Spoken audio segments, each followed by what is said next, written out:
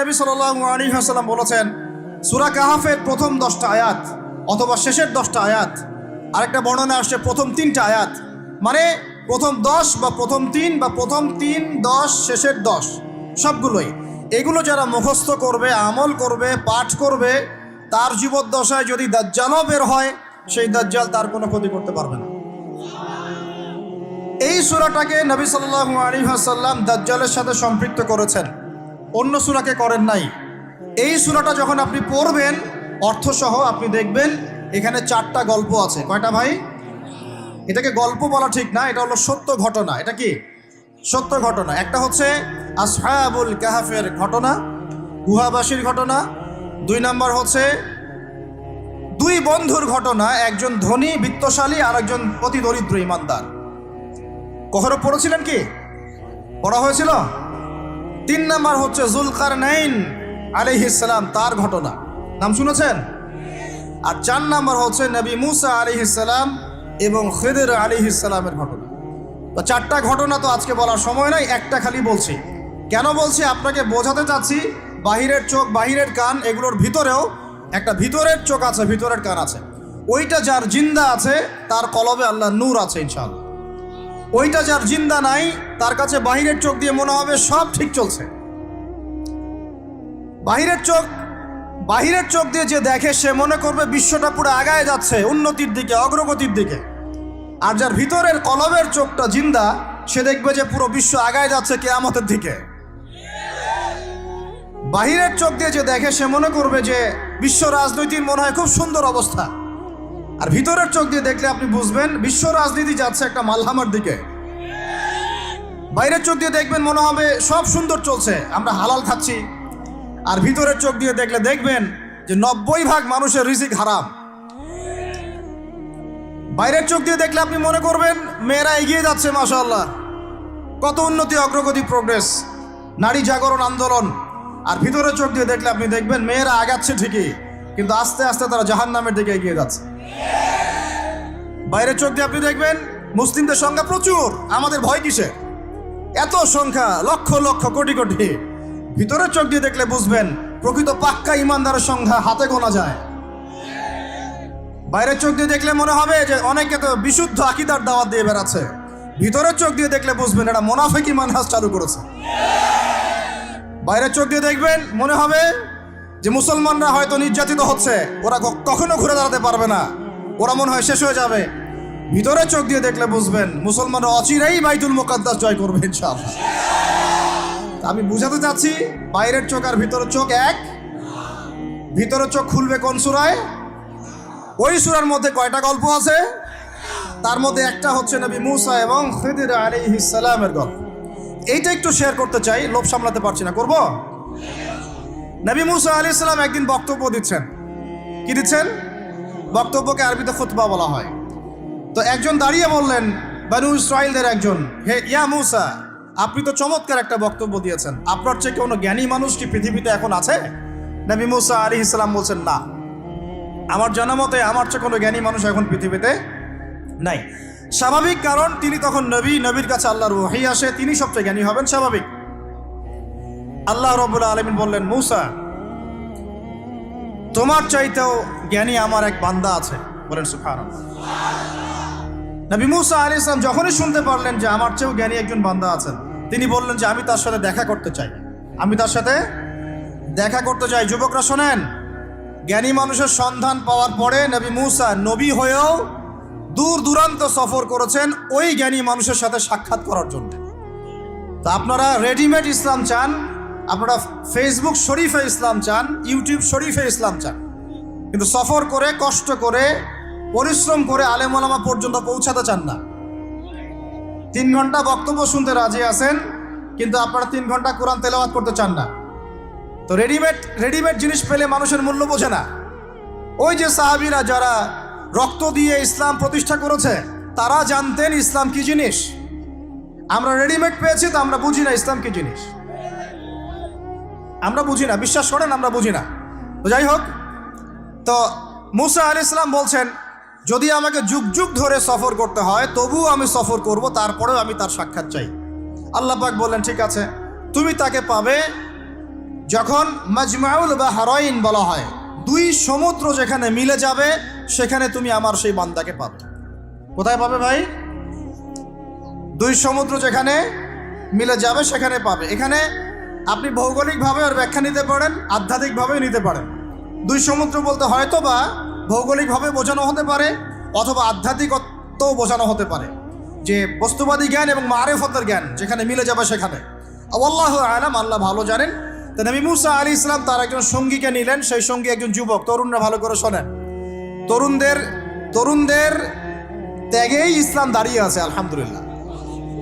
এই তরুণরা যদি এই স্মার্টফোন, এই পাবজি, এই ফ্রি ফায়ার, এই মেয়ের প্রতি আসক্তি, ফ্রি মিক্সিং, এই মাদক, এগুলো ছেড়ে দিতে পারে, দিয়ে নামাজি হয়, কোরআনওয়ালা হয়, ওলামায়ে কেরামের সাথে পরামর্শ করে চলে, উম্মার জামার মধ্যে থাকে, একটা ইমারার মধ্যে থাকে, ইনশাআল্লাহ আল্লাহর জমিনে আল্লাহর দিনের একামত কেউ ঠেকাতে পারবেন ইনশাআল্লাহ।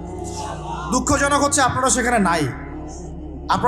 নাই, কিন্তু আপনারা আবেগে আছেন, আবেগ প্রদর্শন করছেন, বিবেক দিয়ে চিন্তা করছেন না, সমালোচনা বেশি করছেন, নিজে কোনো কাজ করছেন না, লেখালেখি করছেন, অনলাইনে বসে আছেন, সমালোচনা করছেন, শেয়ার দিচ্ছেন, লাইক দিচ্ছেন, কিন্তু আপনি আয়নার সামনে দাঁড়ায় চিন্তা করবেন, নিজেকে প্রশ্ন করবেন, এই উম্মার পিছনে আমার কি অবদান? এই উম্মাকে বিজয় করার পিছনে আমার অবদানটা কি? এই দেশকে উন্নতিতে নিয়ে যাওয়ার জন্য আমার অবদানটা কি? আমি আজ পর্যন্ত কি করেছি? দেখবেন জিরো, রেজাল্ট কি? জিরো। এই কাপুরুষ প্রজন্ম দিয়ে দিন কায়েম হবে না। মুখে কথা বলা অনেক সহজ, এরকম চেয়ারে বসে দুটো লেকচার দেওয়া কঠিন। মুখে বলা অনেক সহজ, একটা কনস্ট্রাকটিভ বই লেখা কঠিন। মুখে বলা অনেক সহজ, সাহসিকতার সাথে সমাজে নেমে জাহিলিয়াত দূর করা অনেক কঠিন। তো এই কঠিন কাজগুলো যখন আপনারা দায়িত্ব কাঁধে নেবেন, উম্মার বিজয় হয়ে যাবে ইনশাআল্লাহ। আল্লাহ পাক আমাদের কবুল করেন, আমিন। যুবক একজনকে সাথে নিয়ে নবী মুসা আলাইহিস সালাম হাঁটছেন।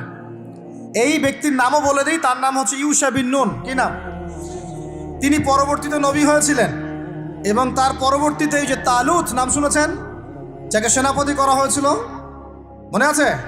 ভুলে গেছেন, আপনারা পড়েন নাই মনে হয়, সূরা বাকারার শেষের দিকে আছে। ওই তালুতের নেতৃত্বেই তো বাইতুল মুকাদ্দাস জয় হলো, বনু ইসরাইল সেখানে ঢুকলো, এবং তখন সূর্য ডুবে যাচ্ছিল। তিনি দোয়া করছিলেন, আল্লাহ সূর্যটাকে থামিয়ে দাও। আল্লাহ পাক বাইতুল মুকাদ্দাস বিজয়ের স্বার্থে সূর্যকে থামিয়ে দিলেন। সুবহান। মহাবিশ্বে সূর্যের ঘূর্ণন থেমেছে একবার, মহাবিশ্বে সূর্যের ঘূর্ণন আল্লাহ থামিয়ে দিয়েছেন। কোরআন সাক্ষী আছে, হাদিস সাক্ষী আছে। আবার অচিরেই নবী সাল্লাল্লাহু আলাইহি ওয়াসাল্লাম বলেছেন, দাজ্জাল যখন আসবে, ওর শাসন যখন শুরু হবে, 40 দিনের প্রথম দিনটা হবে 1 বছরের সমান। এখন 1 বছরের সমান একদিন কিভাবে হতে পারে, এটা আপনারা ভাববেন যারা অ্যাস্ট্রোফিজিক্স পড়েন, যারা ফিজিক্স নিয়ে পড়েন, যারা অ্যাস্ট্রোনমি নিয়ে ঘাটাঘাটি করেন, আপনারা এটা তদন্ত করে দেখেন কিভাবে একটা বছর একদিনের সমান হতে পারে। একদিন 1 বছর সমান কেমন করে হতে পারে? তারপরের দিন হবে 1 মাসের সমান, তারপরের দিন হবে 1 সপ্তাহের সমান, তারপরের দিনগুলো হবে আমাদের দিনের মতো। তার মানে মহাবিশ্বে কিছু একটা হতে পারে, আল্লাহ ভালো জানেন। তো ওইদিকে আমরা যাচ্ছি না। এখন নবী মুসা আলাইহিস সালাম হাঁটতে শুরু করলেন। চলতে চলতে চলতে তিনি ওই মাজমাউল বাহরাইনের কাছে পৌঁছে গেলেন। আল্লাহর পক্ষ থেকে নির্দেশ ছিল, তোমার থলির মধ্যে একটা মাছ নাও, যেই মাছটা যখন লাফ দিয়ে জীবিত হয়ে যাবে এবং সমুদ্রে লাফ দিয়ে ফেলবে, তখনই তুমি তার দেখা পাবে। একটা মৃত মাছ তিনি নিলেন, হাঁটা শুরু করলেন। যোজন যোজন দূর চলতেই থাকলেন, হাঁটতেই থাকলেন। এক পর্যায়ে একটা পাথরের হেলান দিয়ে রেস্ট নিচ্ছেন, বিশ্রাম করছেন। বিশ্রাম করতে গিয়ে তিনি তার সঙ্গীকে বলছেন, আচ্ছা, যে নাস্তা নিয়ে আসছিলাম সেটা নিয়ে আসো দেখি। তখন তিনি বলছেন, আমি তো আপনাকে বলতে ভুলে গিয়েছি, ওই মাছ তো জীবিত হয়ে চলে গেছে সমুদ্রের মধ্যে। তখন মুসা আলাইহিস সালাম বললেন, আরে আমাকে এতদিন বলোনি কেন, এতক্ষণ বলো নাই কেন? ওইটাই তো সেই জায়গা যেখানে আমি তাকে পাবো। তারা আবার ব্যাক করলেন, সেই জায়গায় দেখলেন পাথরের উপরে সেই নাম খিদির আলাইহিস সালাম। খিদির শব্দের অর্থ শ্যামল, খিদির মানে শ্যামল। হাদিসে আসছে তিনি যেখানে যেতেন, মৃত জায়গার উপরে বসলে সেই জায়গা সবুজ হয়ে যেত। তো খিদির মানে শ্যামল, সবুজ আলাইহিস সালাম। এখন তিনি পাথরের উপরে বসে আছেন। নবী মুসা আলাইহিস সালাম গিয়ে সালাম দিলেন, বললেন, আসসালামু আলাইকুম ওয়া রাহমাতুল্লাহ। তখন তিনি বলছেন, ওয়া আলাইকুম আসসালাম ওয়া রাহমাতুল্লাহি ওয়া বারাকাতুহু। তো মুসা আলাইহিস সালাম বলছেন, আমি মুসা। তখন খিদির আলাইহিস সালাম বলছেন, তুমি কি বনু ইসরাইলের মুসা? তুমি কি বনু ইসরাইলের মুসা? মানে বোঝাতে চাচ্ছি খিদির আলাইহিস সালাম বনু ইসরাইলদের কেউ নন। পৃথিবীর সবচেয়ে জ্ঞানী মানুষ বনু ইসরাইলদের মধ্যে নন, তিনি বনু ইসরাইলের বাইরে কেউ একজন।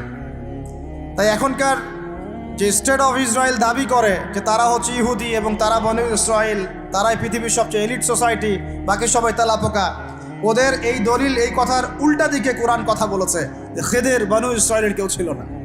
তো পৃথিবীর সবচেয়ে সেরা মানুষ, জ্ঞানী মানুষকে খুঁজতে হলে নবী মুহাম্মদ সাল্লাল্লাহু আলাইহি ওয়াসাল্লামের উম্মতে আসতে হবে।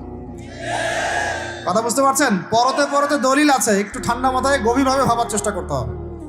তো এখন খিদির আলাইহিস সালামকে নবী মুসা আলাইহিস সালাম বলছেন যে হাল আদুল্লুকা আলা আন তুআল্লিমানি মিম্মা উল্লিমতা রুশদা, আমি শুনেছি আল্লাহ আমাকে বলেছেন যে আপনি পৃথিবীর সবচেয়ে জ্ঞানী মানুষ, তাহলে আমি কি আপনার সাথে সঙ্গী হতে পারি, সফর করতে পারি, যে আপনাকে আল্লাহ পাক যে জ্ঞান শিক্ষা দিয়েছেন আপনি আমাকেও শেখাবেন?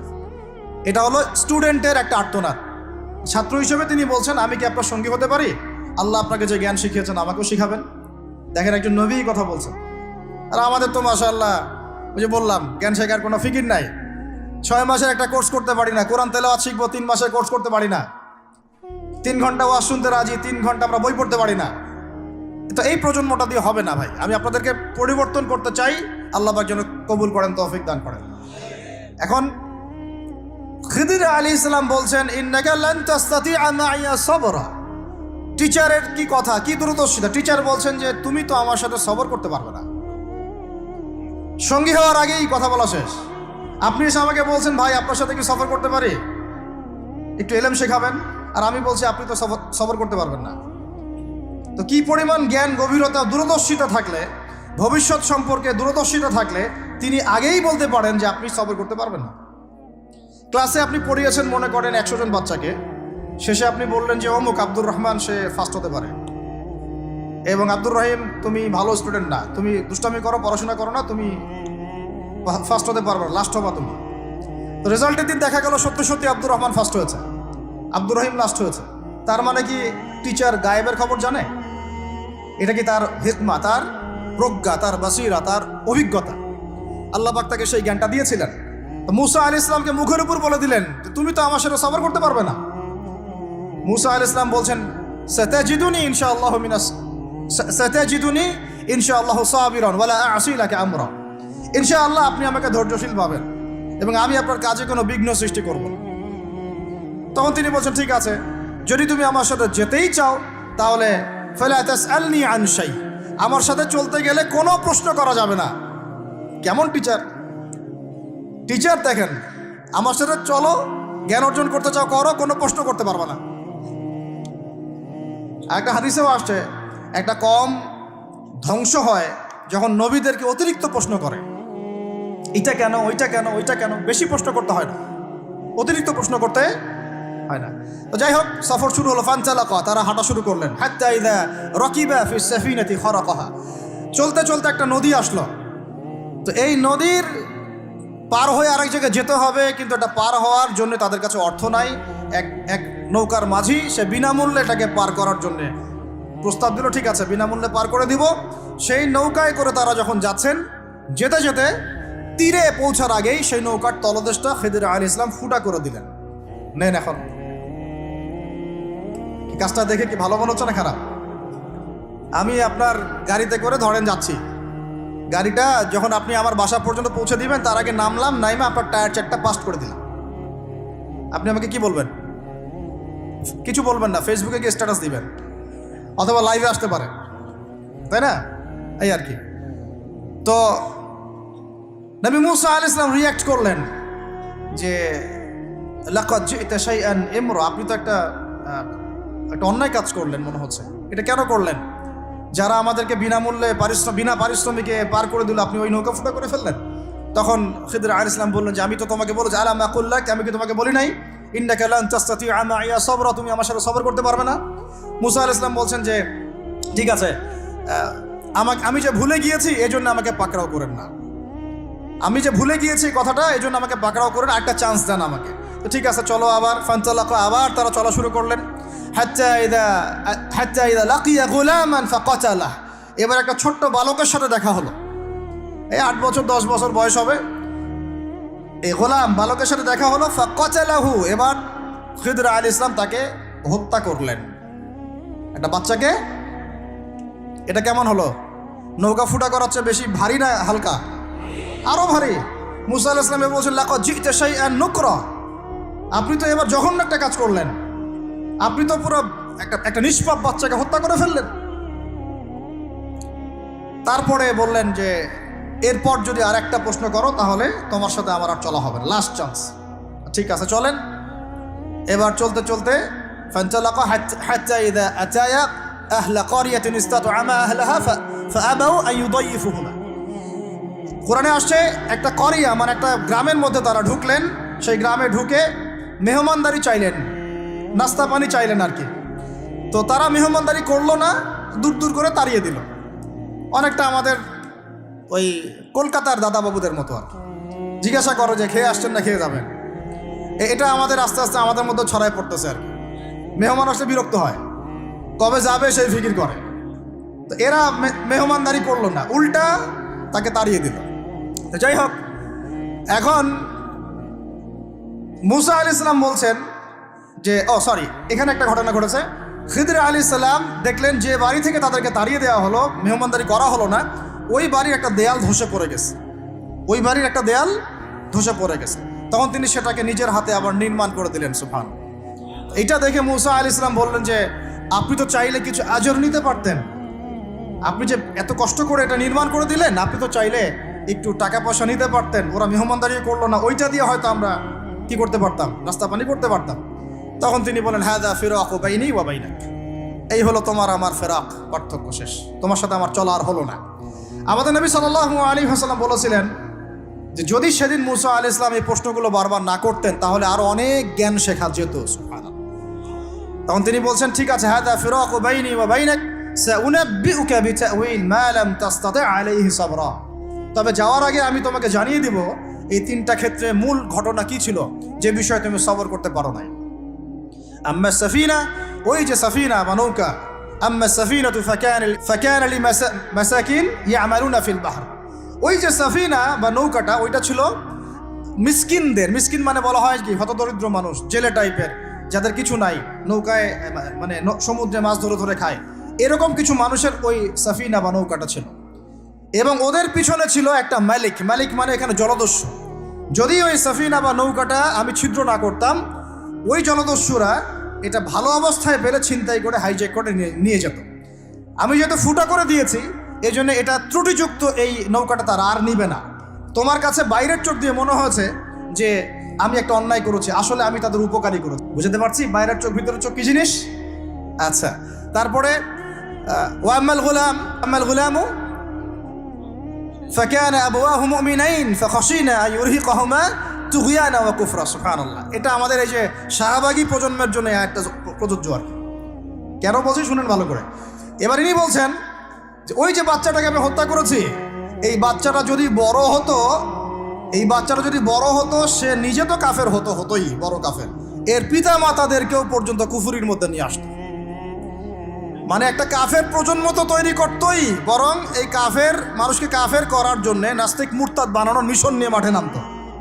মেলে না? ওই জন্য আমি ছোটবেলায় এদেরকে হত্যা করে দিয়েছি যাতে বড় হয়ে কাজটা করতে না পারে। কথা বুঝতে পারছেন? আর তিনি বলছেন আমি এটা নিজের ইচ্ছায় করি নাই, ওমা ফাআলতুহু আন আমরি, আমি এটা নিজের ইচ্ছায় করি নাই, এটা আল্লাহ পাকের আদেশ ছিল। বলি সুবহানাল্লাহ।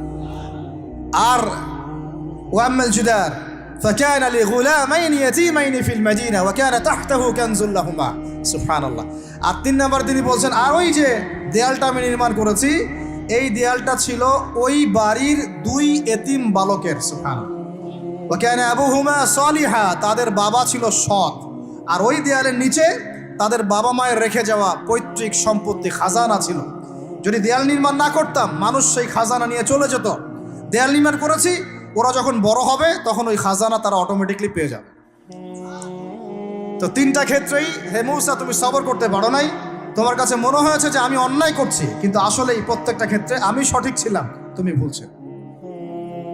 এখানে একটা চমৎকার শিক্ষা আছে, একটা চমৎকার গভীর একটা শিক্ষার ব্যাখ্যা আছে, অন্তর্দৃষ্টির শিক্ষা, যে শুধুমাত্র বাইরের চোখ দিয়ে আর বাইরের এইসব সাক্ষরতার হাত দিয়ে, সার্টিফিকেট দিয়ে, নাম সিগনেচার করে, এত বইপত্র পড়েই মানুষ প্রকৃত শিক্ষিত হয় না।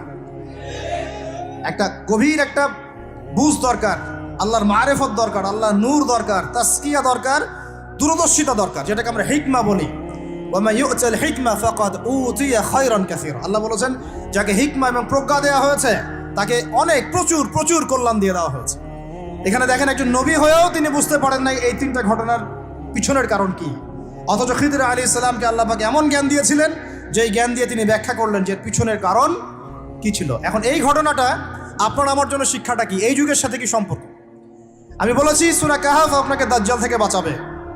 আমি বলেছি সূরা কাহাফ সেই সূরা যা আপনার অন্তর্দৃষ্টি, ভিতরের চোখ খুলে দিবে, আপনার কলবে নূর নিয়ে আসবে। আপনি এমন কিছু দেখবেন, বুঝবেন, শুনবেন যা সবাই বুঝতে পারছে না, সবাই শুনতে পারছে না, সবাই দেখতে পারছে না। এখন বাইরের চোখ দিয়ে আপনি দেখছেন পুরো বিশ্বে মুসলমানদের, কোটি কোটি মুসলমান, একদম 60টা 70টা 100টা রাষ্ট্র, কত মিলিটারি বাহিনী, কত আমাদের প্রযুক্তি, কত পুলিশ, কত র্যাব, কত আমাদের পলিটিশিয়ান দিয়ে ভর্তি। আদতে ভিতরের চোখ দিয়ে দেখলে আপনি দেখবেন পুরো বিশ্বের এই লক্ষ কোটি মুসলমান আজকে জাতিসংঘের হাতে বন্দী হয়ে গেছে। ও যদি বলে ডানে যাও, মুসলমানরা ডানে যায়, যদি বলে বামে যাও, মুসলমানরা বামে যায়, কিছুই করার নাই। এটা ভিতরের চোখ দিয়ে আমরা দেখছি, ভিতরের চোখ দিয়ে। এটাকে ফর্ম করা হয়েছে দ্বিতীয় বিশ্বযুদ্ধের পরে 1945 সালের দিক থেকে। এটারও এজেন্ডাই ছিল একটা, যে পুরো বিশ্বের কাফেরদেরকে ঐক্যবদ্ধ করা এবং সারা বিশ্বের মুসলিমদেরকে নির্যাতন করা। প্রত্যেকটা জায়গায় মুসলিমরা যেখানে নির্যাতিত হয়েছে এর পিছনে এদের একদম স্পষ্ট ভূমিকা ছিল। এখন পর্যন্ত যদি আগামীকাল আপনি শোনেন যে গাজার মধ্যে 1000 শিশুকে হত্যা করা হয়েছে, তবুও এরা ঐক্যবদ্ধভাবে মাজলুমদের পক্ষে কোনো অবস্থান নিবে না। এরা বরং ওই জালেমদের পক্ষে অবস্থান নেবে এবং বলবে আমরা আমাদের বন্ধুদের সাথে আছি। এটা হচ্ছে আসল চরিত্র, যেটা আপনি বাইরের চোখ দিয়ে বুঝতে পারছেন না, কিন্তু আপনি খিদির হলে বুঝতে পারতেন আসল ঘটনা কি। আমার কথা কি বুঝতে পারছেন? তাহলে এটা বাইরের চোখ দিয়ে দেখলে আপনি বিশ্ব রাজনীতিতে বুঝবেন যা হচ্ছে এগুলো মুসলমানদের কল্যাণের স্বার্থে হচ্ছে না, বরং আমাদের স্বার্থকে জলাঞ্জলি দিয়ে ওরা ওদের স্বার্থ প্রতিষ্ঠা করছে। আল্লাহ পাক এই জালেমদের থেকে আমাদেরকে হেফাজত করেন। এইটা হচ্ছে মূল তাগুতি শক্তি, পুরো বিশ্বের মূল তাগুত, মূল কুফর, মূল শিরকের গোড়াই হচ্ছে এটা। বিশ্বাস করেন ইমামুল মাহদী যখন আসবেন এবং ঈসা ইবনে মারইয়াম যখন আসবেন, ইনশাআল্লাহু তাআলা এই গোড়ার তাগুতি শক্তির কোনো অস্তিত্ব এই পৃথিবীতে থাকবে না ইনশাআল্লাহ। আমরা এটাও জানি 80টা পতাকা একত্রিত হবে। কতটা? 80টা পতাকা একত্রিত হয়ে মুসলমানদের বিরুদ্ধে তারা যুদ্ধ করবে। ইতিহাসের ছাত্র কেউ থাকলে আমার সামনে দাঁড়ায় বলেন তো, যে এই পুরো বিশ্বের ইতিহাসে কোনোদিনও 80টা ফ্ল্যাগ একত্রিত হয়ে মুসলমানদের বিরুদ্ধে লড়েছে? হয়েছে এই ঘটনা কখনো? তার মানে হয় বর্তমানে হবে অথবা ভবিষ্যতে হবে। আর আপনাকে যদি জিজ্ঞাসা করি এটা কাদের দ্বারা সম্ভব, পুরো বিশ্বের 80টা ফ্ল্যাগকে একত্রিত করা কাদের দ্বারা সম্ভব? আপনার বিচক্ষণতা থাকলে, খিদির যদি আপনি হয়ে থাকেন, আপনি বুঝতে পারবেন কাদের দ্বারা সম্ভব। এখন এটা হলো জিওপলিটিক্যাল অবস্থা। তবে ওইখানে যে ওদের মধ্যে সবাই এক তা নয়, ওদের মধ্যেও দুটো ভাগ আছে। এক শ্রেণীর নাসারা আছে যারা মুসলমানদের কাছাকাছি থাকবে, যারা দেখবেন মুসলমানদের পক্ষে অবস্থান নেবে। আর এক শ্রেণীর নাসারা থাকবে যারা মুসলমানদের সরাসরি শত্রুতা করবে। এই বিষয়ে আল্লাহ পাক সূরা মাইদার মধ্যে স্পষ্ট বলেছেন, ইয়া আইয়ুহাল্লাযীনা আমানু, হে মুমিনগণ, লা তাত্তাখিযুল ইয়াহুদা ওয়ান নাসারা আউলিয়া, তোমরা ইহুদি এবং নাসারাদেরকে বন্ধুরূপে গ্রহণ করো না। কে বলেছেন? কে বলেছেন? এখন আপনি কি আল্লাহর দিকে তেরে আসবেন? আপনি কি আল্লাহর সামনে আল্লাহর দিকে তেরে আসবেন?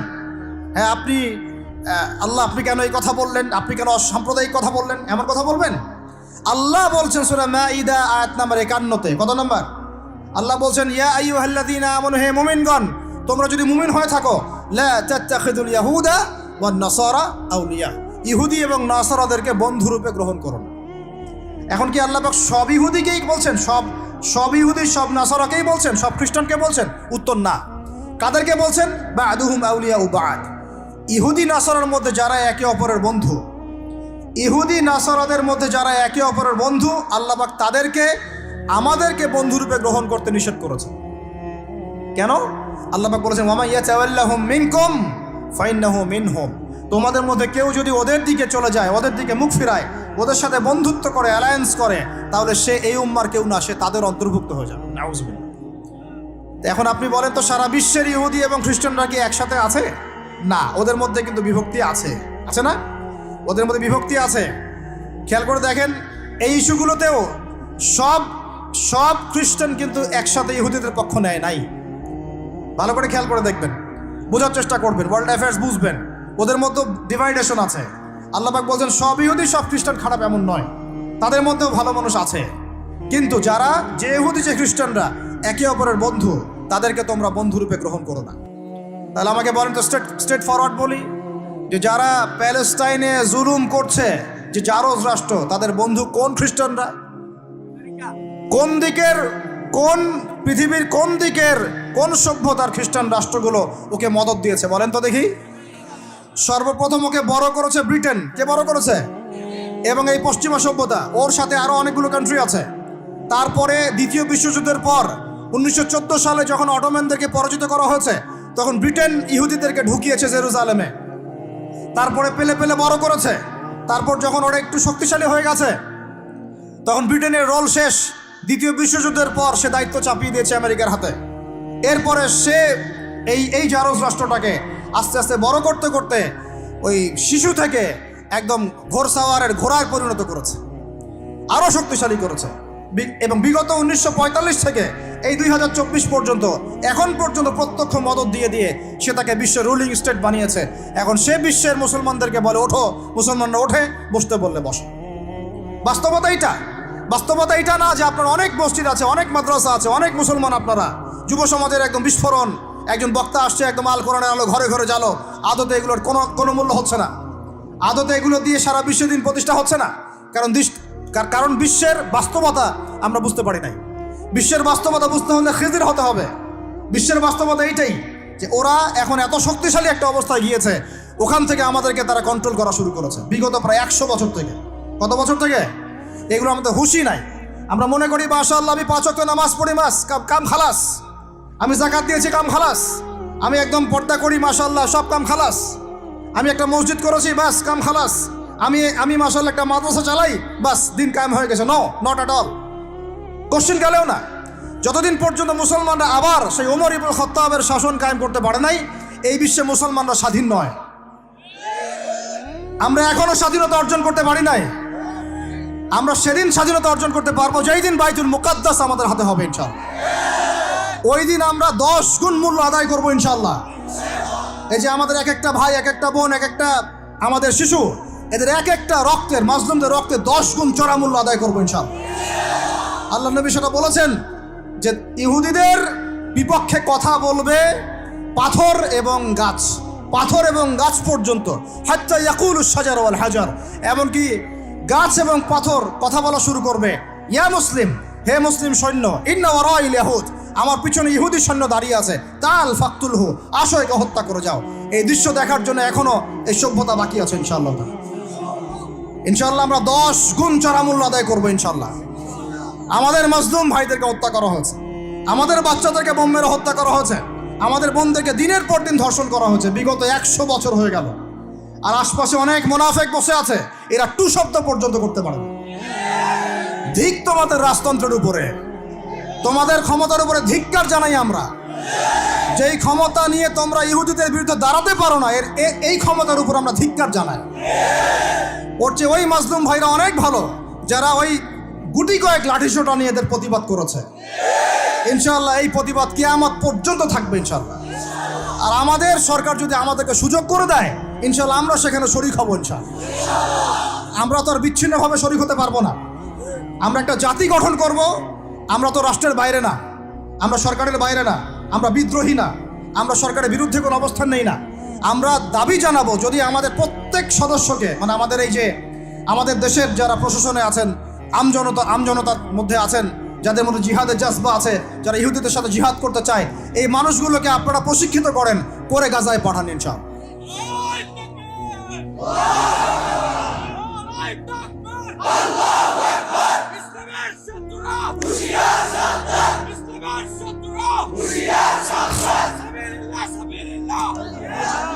আমি এখানে গরম গরম বক্তব্য দিতে আসি নাই। এখানে গরম গরম বক্তব্য দিয়ে আপনাদেরকে উত্তেজিত করা আমাদের উদ্দেশ্য না। উদ্দেশ্য হচ্ছে বিশ্বের প্রেক্ষাপটটা বোঝানো। এই বিশ্বে আমরা স্বাধীন হতে এখনো পারি নাই। যেদিন পারবো, কোন দিন পারবো? যেদিন বাইতুল মুকাদ্দাস আমাদের হাতে আসবে। বিশ্বাস করেন ওই জায়গা থেকেই ইনশাআল্লাহ অচিরেই ঈসা ইবনে মারিয়াম সারা বিশ্বকে শাসন করবে ইনশাআল্লাহ। ওই সময় দেখবেন মুসলমানরা স্বাধীনতা কাকে বলে। আমি বলেছি এক একটা জুলুমের 10 গুণ চড়া হিসেব আদায় করা হবে ইনশাআল্লাহ। এটা হবেই, আমরা পারি আর না পারি, আমরা বেঁচে থাকি আর না থাকি, আপনারা থাকেন আর না থাকেন, আমাদের বাচ্চারা থাকুক আর না থাকুক, একটা প্রজন্ম আল্লাহ পাক নিয়ে আসবেন, একটা প্রজন্ম আল্লাহ পাক নিয়ে আসবেন। আমি বলছি ওই প্রজন্ম টিকটক প্রজন্ম না, ওই প্রজন্ম এইসব মানে সেলফি শোডাউন আইওয়াস প্রজন্ম না, ওই প্রজন্ম এরকম না যে নামাজ পড়ে না, কোরআন তেলাওয়াত করে না, ওই প্রজন্ম এমন না দাওয়াতের মেহনত নাই, ওই প্রজন্মের জিহাদের কোনো জজবা নাই, ওই প্রজন্মের মধ্যে ইসলামের শারঈ কোনো জ্ঞান নাই, ওলামায়ে কেরামের কোনো সোহবত নাই, দিন প্রতিষ্ঠার কোনো ফিকির নাই। এমন প্রজন্মের কোনো প্রয়োজন নাই আমাদের। আমাদের এমন প্রজন্মের দরকার যে প্রজন্মের প্রত্যেকটা যুবক ভাই নামাজি, কোরআনওয়ালা, সুন্নতওয়ালা, সুন্নতের পাবন্দ এবং তাহাজ্জুদ গোজার, এক কথায় রাতের বেলার দরবেশ, দিনের বেলার ঘোড়সাওয়ার। এইরকম প্রজন্ম যখন আমরা গড়তে পারবো, ওই দিন ইনশাআল্লাহ এই মাহফিল বলেন, এই মসজিদ, মাদ্রাসা, এই রাষ্ট্র সব সফল হবে ইনশাআল্লাহ। এখন শুধু বেসিক কাজ করা হচ্ছে, আমাদের মূল গন্তব্য বাইতুল মুকাদ্দাস। ওইটা না আসা পর্যন্ত আমাদের শান্তি নাই, ঘুম নাই। কারণ ওরা আপনাকে ঘুমাতে দিবে না। তো আপনারা কি মনে করেছেন যে ওরা শুধু অতটুকু গাজ্জার, ওই অতটুকু জায়গায় চায়? কোশ্চিন কালেও নয়। যে আরবরা ওদের বিরুদ্ধে এখন কথা বলতে সাহস পাচ্ছে না, ওই এক একটা আরব রাষ্ট্রও দখল করে ছাড়বে দেখে নিয়ে। আমি যদি ওটা চাচ্ছি না, দোয়া করি না, কিন্তু ওদের এজেন্ডা এটাই যে পুরো, আমি আখিরুজ্জামানের স্টুডেন্ট, ওদের এজেন্ডা জায়নিজম, পেট্রো ডলার থেকে শুরু করে প্যালেস্টাইন ইস্যু নিয়ে আমি আলহামদুলিল্লাহ বিগত 5-7 বছর থেকে পড়াশোনা করেছি। আমি আমার টুপির নিচ থেকে কথা বলছি না। ওদের এজেন্ডা হচ্ছে পুরো হোলি ল্যান্ডটা তারা দখল করতে চায়। হোলি ল্যান্ড কাকে বলে এটাও তো আমরা জানি না। ওরা শুধুমাত্র ওই ওয়েস্টার্ন ব্যাংক আর বাইতুল আকসা, বাইতুল মুকাদ্দাস আর এই গাজার অংশটুকু দখল করতে ওখানে আসে নাই। ওরা এসেছে পুরো হোলি ল্যান্ডটাকে দখল করতে। আমি ওলামা সম্মেলনে বলেছিলাম, পুরো হোলি ল্যান্ড তারা দখল করতে এসেছে। হোলি ল্যান্ড মানে মিশরের নীল নদ থেকে শুরু করে ইরাকের ইউফ্রেটিস নদী পর্যন্ত এই পুরো জায়গাটা তারা দখল করতে চায়। কেন চায়? কারণ তারা মনে করে ওই জায়গাটা সৃষ্টিকর্তা তাদেরকে দিয়েছেন। নাউজুবিল্লাহ। তারা মনে করে ওইটা হচ্ছে তাদের মাসিহ আসার জায়গা, এবং ওই জায়গা থেকে তাদের মাসিহ, তথাকথিত মাসিহ মানে মাসিহুদ দাজ্জাল, পুরো বিশ্বকে শাসন করবে এবং তারা তাকে সঙ্গ দিবে। এটা ওদের এজেন্ডা, এটা ওদের ভিশন। যত কিছু ওরা পৃথিবীতে করছে এই ভিশনটাকে কাজে লাগিয়ে, এই ভিশনটাকে পিছনে রেখে তারা এই কাজগুলো করছে। এটা আপনি বুঝতে পারবেন না বাইরের চোখ দিয়ে, ভিতরের চোখ দিয়ে পড়াশোনা করেন, খেদির হন, বুঝতে পারবেন। ওরা বাইতুল মুকাদ্দাস চায় না, পুরো হোলি ল্যান্ডটাই দখল করতে চায়। এই কারণেই, এই উদ্দেশ্যেই তারা বিগত 100 বছর থেকে পুরো ওয়ার্ল্ড অ্যাফেয়ার্সের আগে রাজনীতির নিয়ন্ত্রণ নিয়েছে। কিসের নিয়ন্ত্রণ নিয়েছে? আপনি নিচু জায়গায় যত কথাই বলেন, ওই জায়গার ক্ষমতা আপনার হাতে না থাকলে আপনি জনগণকে সর্বোচ্চভাবে ইসলামের দিকে আনতে পারবেন না।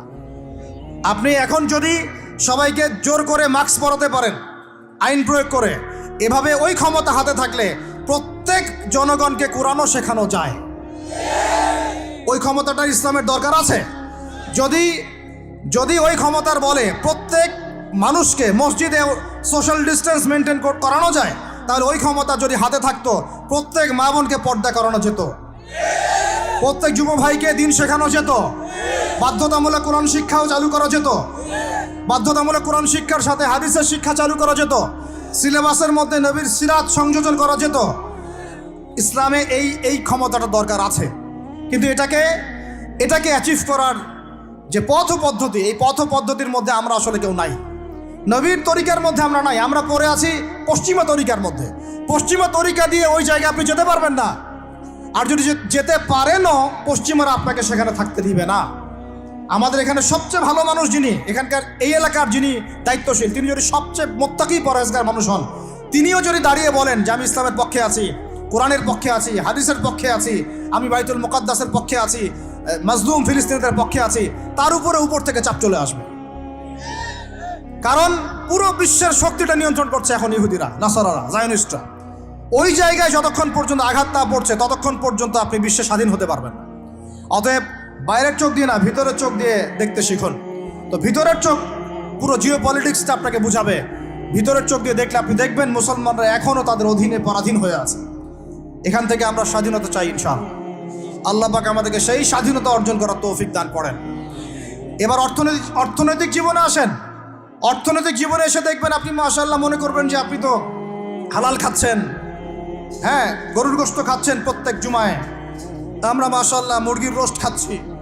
ঢাকার মানুষ তো খালি খায় আর খায়, সবাই খাচ্ছে মাশাআল্লাহ বসে, ছেলে মেয়ে ফুচকা চটপটি এইটা ওইটা, আর খাবারের দোকানের অভাব নাই, সবাই খাচ্ছে।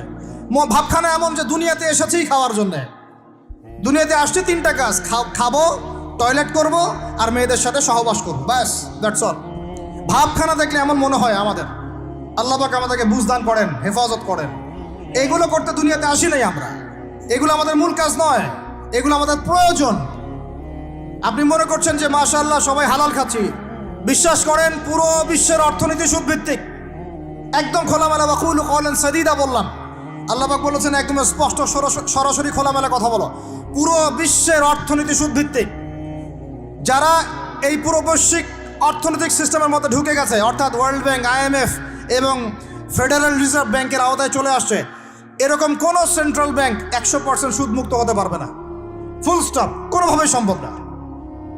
আপনি যত বড় মুসলিম কান্ট্রি হন না কেন, আপনি এদের আওতায় থাকলে কোনো অবস্থাতেই সুদমুক্ত থাকতে পারবেন না। তাহলে এখন আমি যদি আপনাকে প্রশ্ন করি, বিগত 20 বছর থেকে একটা রাষ্ট্র এই জালেমদের বিরুদ্ধে লড়াই করেছিল এবং সাম্প্রতিক সময়ে তাদের কারেন্সি মার্কিন ডলারকে ছাড়িয়ে গেছে, তারা কিভাবে পেরেছে? এই তথ্য কি আপনাদের কাছে আছে?